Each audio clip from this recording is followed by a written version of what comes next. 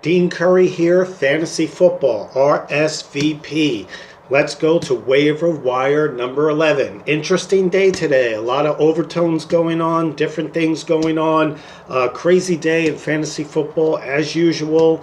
Let's get right to it. For quarterback, I thought Baker Mayfield looked pretty good today, and he's looked good over numerous weeks now. He's really starting to come into his own. He needs to stretch the field a little bit more, but he has some favorable matchups. You know, you get the running in. He likes to run the ball. He's starting to use Duke Johnson. The coach Williams is really trying to use Johnson, trying to use the tight end Njoku. Njoku didn't have a big day, but he was, targeted, and he was looking for him. I think if Baker Mayfield could just get a little bit more confidence out there, he might actually be a sneaky play on some weeks. And if you're desperate, you might want to pick him up. Another player that I usually don't recommend because he's let me down many times, but I really think he's finally starting to come into his own, and that's Marcus Mariota. He's really starting to find the balance because Marcus Mariota used to always watch the guy, just run. He's always going to run and throw a short pass, dink and dunk, short pass, very predictable player. And, I always thought he had a strong arm. I was like, when is this guy going to start throwing the ball, and even on his long passes, he never looked that bad, but he just never did it. But over the last number of weeks, I'm starting to see a little bit of a transformation in Marcus Mariota. Maybe it's the coach, maybe it's the play calling, the offensive coordinator. But, they played the Patriots today, and he looked confident. He looked confident when he played the Eagles a few weeks back. And, he's playing good teams, and he's starting to look really confident. Of course, they have a great defense. And their running game, is good. Yeah, Deion Lewis and Henry, and they go back and forth. But I really, he looked very accurate and very confident. And, he wasn't just running today. He was moving around in the pocket, and he was looking, for his receivers. And, he was mixing up the long pass, the short pass. I mean, he had the Patriots defense completely, in a flux. But, it's the Patriots defense. Isn't the greatest defense in the world, but it's not the worst either. And, he just looks like he's really coming into his own. He has a few favorable matchups coming up. I think he's got the Colts twice, and he's got the Jets. And so that's something you may want to look at. He might be a guy you could plug in, late in the season if your quarterback's banged up or if it's a bad matchup. Another quarterback I'd like to talk about is Dak Prescott. Normally, I'm not a huge fan of, recommending Dak, but in fantasy football, you have to be flexible. Sometimes there are opportunities, and he's got some favorable matchups coming up in the last number of weeks. And everyone's like, oh, he didn't have this great week in week 10, but it's week 11. Amari Cooper just got there, and a lot of people fly off the handle because they're like, oh, it's the same old Cowboys, short little passes and Dak running the ball and not airing it out. The Cooper just got there. Give it a chance. It's going to take a few weeks for him to get acclimated and into the program and for the trust to be, developed. The fact of the matter is, you could blame Dak Prescott all you want, but, who is he throwing to? You know what I'm saying? And Michael Irvin said it. Who was the guy that thought that the receivers they had were good enough to get through the season? And I think they owe an apology to, Dez Bryant. Unfortunately, he had a terrible Achilles tear, and, it's really sad. I would have really liked to seen how Dez could have done with a accurate quarterback like Drew Brees. It would have been great. But it is what it is. But a lot of people don't realize, I watched a lot of Cowboys games last year, and, Dez Bryant would be double-teamed every game, and he wasn't getting thrown to a lot, but he took two guys on him every time, and then those two guys couldn't load the box, and Zeke Elliott, could do his thing. And they also had Witten that took the pressure off because they'd always dump it off to Witten. And, Amari Cooper is there now, and he's going to get comfortable. And once they start connecting on some passes, I think it's going to open things up. They have a very good defense. And, look, I'd like to blame Dak Prescott too. But, do I think he's a fully developed quarterback? No. But I used to say that about Marcus Mariota. And Mariota looks like he's really starting to come around. Which sounds strange that I'm saying it because I expected it to happen sooner. But the same thing with Dak. They're ready. People ready to fold the tents up and get rid of him. And the guy's only been there a couple of years. You got to give the guy a chance to develop. And they have Amari Cooper. I think it's going to open things up. They have a good defense. You plug in one good receiver there, and then the other players start taking on different roles. And I think you just got to give it a chance. And, Dak has put up some monster fantasy numbers in prior years, and he's capable of that. So, and he's developing. So, and I think he will develop, but it takes time. You have to build the chemistry between players. But he's definitely someone you might want to have on your team if you're, a little weak at quarterback. Let's go. I usually start with running backs. I started with quarterbacks today. But let's start with running. Let's go to second on running backs. I've been talking about this for a few weeks now, that the Falcons are pretty much out of the playoffs. They're not going to make the playoffs. They lost again today, I think 4-6 or something. And, the West is really strong. You have to have a really good record. And I think they're done, personally. And they, Coleman is their running back, and, Freeman's out, at least for the fantasy playoffs. He's out for the rest of the season. And, Ito Smith, Coleman's in a contract year, and I've been saying this for a couple of weeks now. They're not going to pay him. They're going to let him go. And if they're going to let him go and they're out of the playoffs, they're going to start showcasing Ito Smith to see what they have in this guy. And, I'm saying it over and over again. And, this guy's still getting decent numbers. He gets 8, 10 points, 12 points, 8. It's not that much. But he's putting some numbers up there, and he gets all the goal line carries. And they're going to start to showcase him. And, it's something you have to start thinking about these things, because injuries come up late in the season, and you have to start making your bench strong, because sometimes there's just a bad matchup. Or, in the case of Adrian Peterson, their offensive line in the Cardinals, Redskins rather, it's completely decimated and, completely depleted.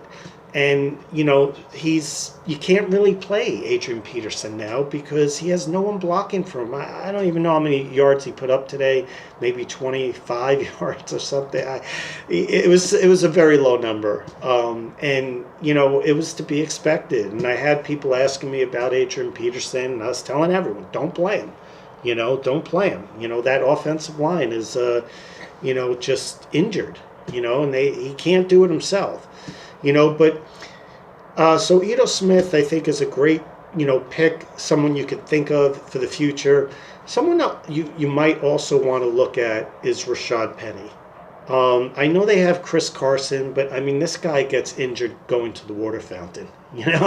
He was injured last year. He's injured the year before. He's always getting injured. And, I really thought, that they would, go in a different direction. But I really feel that Rashad Penny is, that guy was running, and I saw, Coach Carroll jumping up and down, and, the whole sideline going crazy. And this guy is just an exciting player. He has that, special quality. So I really thought they would go in a different direction today, but they showcased Penny. Not the backup. And so I don't even talk about that. I just want to talk about Penny. He's explosive. They got him in the draft. They want to play this guy. And, I don't know if people have been paying attention, but Penny's been kind of coming on for numerous weeks now. Not with touches and things like that, but he's making some, like, showcasing some spectacular plays. And, they're like highlight plays. And he's been doing that. And I'm like, this guy every week, he's doing something, spectacular. He's doing something wonderful. He's doing something great. And today, he just looked amazing.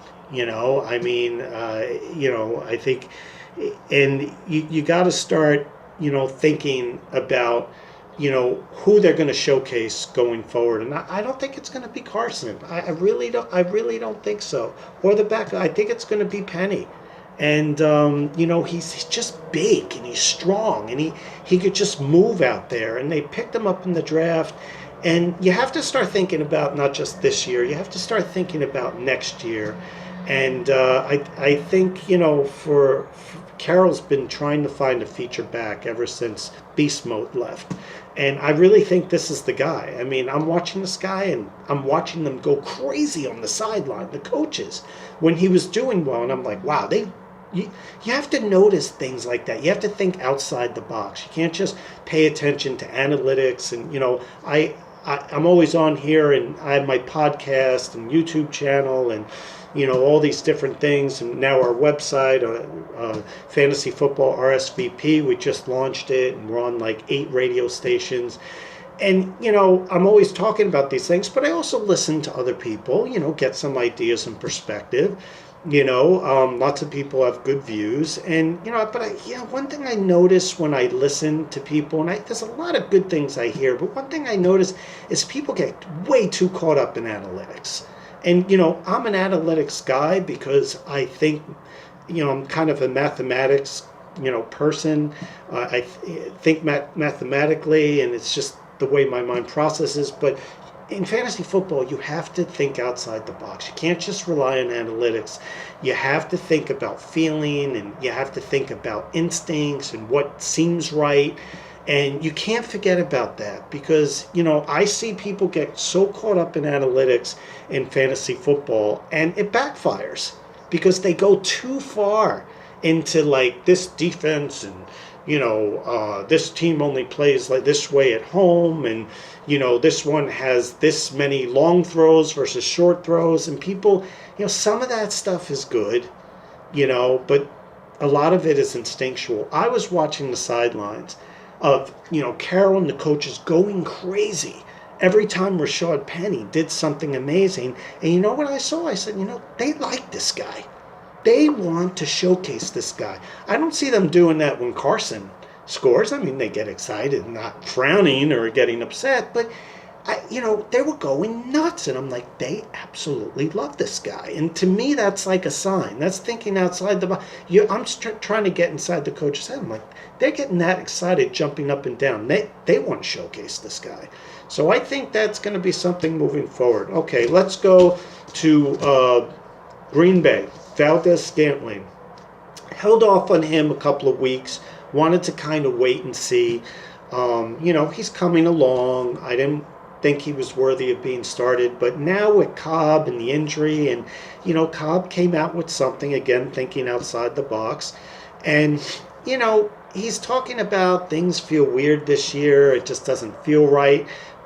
He didn't quite say what it was he was saying. He just said, things feel different this year. I don't feel like myself. When a player says that, you got to trust your instincts. He's injured. Okay, he has something more severe than just the injury report where he's limited practice and then he just kind of shows up and, oh, it's this little injury. When players start to say things like, it feels different this year or something feels off, the bottom line is that, there's something wrong there. And so I think Valdez-Scantling will be the number 2 moving forward. And there's not a lot to say there. The guy's a speedster. He was a star in college. Combine was off the charts. And it looks like Aaron Rodgers is really starting to trust this guy. So this guy's going to be the Valdez-Scantling number 2 receiver in Green Bay. you got to have him in your lineup. Courtland Sutton, been talking about him a little bit, hasn't really shined yet, but I think he will, because Emmanuel Sanders is now going to get a lot of the attention Demaryius Thomas used to get, and it's only going to, using your brain, it's only going to open up Courtland Sutton. And Emmanuel Sanders' numbers might actually come down a little, because he's going to get all the attention, whereas Sanders was getting all the passes before. And Sanders has been banged up, and he's been banged up other years too. The guy gets injured, so Courtland Sutton could be a really sneaky guy to have. One guy I want to mention today that I thought looked fantastic, and I almost picked him up, in the draft. And, I don't really like to talk about my teams. I like to make it more about your teams and, helping you. And that's kind of what, I love doing. But Anthony Miller of the Bears, I almost picked him up in my draft. I said, this guy's going to be a star. And, he came in, got injured, had another little nagging injury. But, today he looked really good. And I got to say, Trubisky is looking better and better and better. I mean, he's another guy I almost picked up in my draft originally, and was telling people to pick this guy up in your draft, because I just felt he would have a great year this year. And, he's a little slow getting out of the box, but, he's putting up ridiculous fantasy numbers, like top 3 quarterback numbers, numerous weeks now.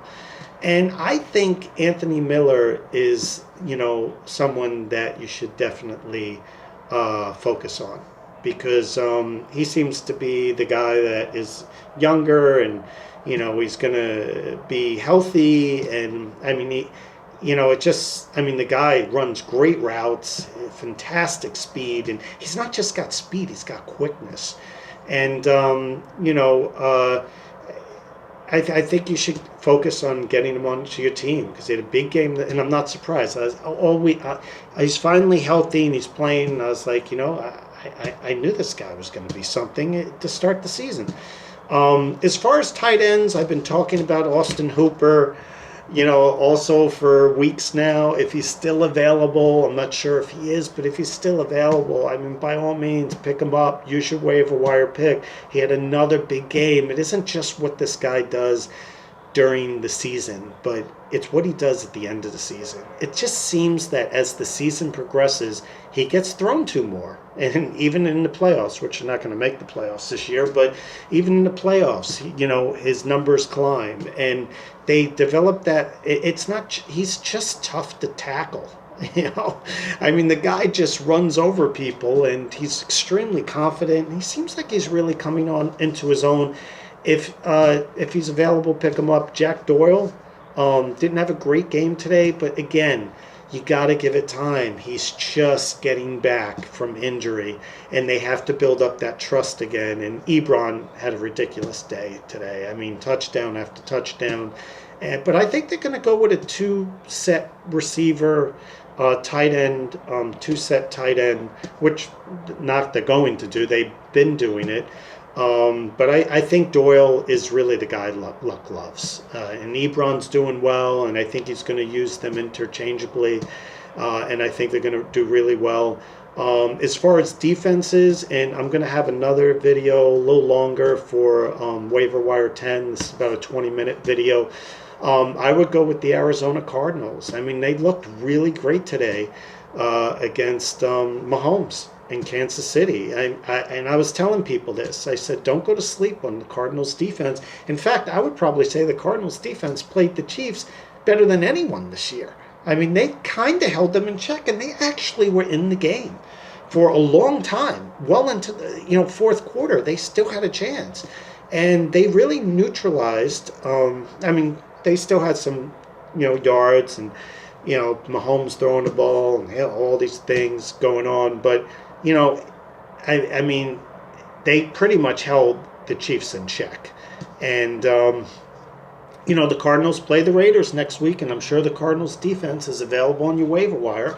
So I would consider picking up the Cardinals, because the Raiders are, I don't like people like the Raiders are awful, they're terrible. They're not terrible, they're not awful. They traded away their best players. They're starting over, They're not playing good football right now. I don't like saying teams are horrible. You know what I mean? They're not a great football team right now because they're rebuilding and restarting. I think it was really smart for them to do that, in my personal opinion. As far as if you want to stream 2 weeks ahead, the Patriots the following week play the Jets. I'm from New York. I'm used to the Patriots beating up on the Jets, but sometimes you might want to, if you have room on your weight on your bench, you might want to hold an extra team for the following week and stream 2 weeks in advance. As far as kickers, I've been talking about this guy for weeks, telling you guys and gals to pick him up because and it's Dustin Hopkins, of Washington. And the reason why is Washington has a problem getting into the end zone, which is great for a kicker because they also have a pretty good offense. And they have a great defense, which gives a lot of opportunities. And they're playing basically the best five or five of the top 10 red zone defenses in the coming weeks. In fact, 4 of those 5 are in the top 5. So, I mean, it's a perfect recipe, and I've been telling everyone, you got to play this guy. He's going to put up double-digit numbers, and people like, kickers don't matter, and I've been saying all week, you got to pick up this guy. He's going to put up double, and the same thing happened today. Moved the ball, but couldn't get in the end zone, and Dustin Hopkins kept kicking field goal after field goal, and he put up double-digit numbers, and those numbers are really important. When you get, double-digit numbers from a kicker, it could be the difference between winning and losing. Anyway, that's our short version of Waiver Wire number 11. The season's just, passing us by. We just launched our website, www.fantasyfootballrsvp.com. Definitely join. It's a great community. We're going to have talks and, I'm laying out pages on it. Every few days there'll be another page. There'll be articles, a whole chat room. There were other forums I was speaking in, so I'm bringing everyone there. There's an exclusive room there as well for $7+ a month. I think it's like 20 cents, equivalent 20 cents a day, where you get special attention and Skype phone calls and trading advice, and I teach you how to trade and all that, and it's really great. And there's all these other benefits in there as well, where you get lineup advice, which is really important, and chat rooms and all those things. It's a real exclusive club, and it's going to have access towards leagues that we have and everything like that. It definitely sign up. And you'll get to speak with me and have special attention, and I'll do everything in my power to make sure that you win your league. And mostly it isn't just about that. It's being part of the fantasy football community. You have the American Football League, the Allegiance American Football League, starting in February, and they're going to have their own fantasy football with that. And it's just a growing industry, I think $50 billion industry. But you get to be part of something that's an escape from your daily life, part of a family, and it's just going to be great. So, and we have the YouTube channel. We're now on 8 stations. Fantasy Football RSVP is our logo. The Curry and Ice Show. Look us up on iTunes, Stitcher Radio, TuneIn, Amazon, Google Play. Seems like we're being picked up by a radio station every day. So anyway, this is Waiver Wire number 11. I'm Dean Curry. Ice will be joining us soon for the Curry and Ice Show, and have a terrific night.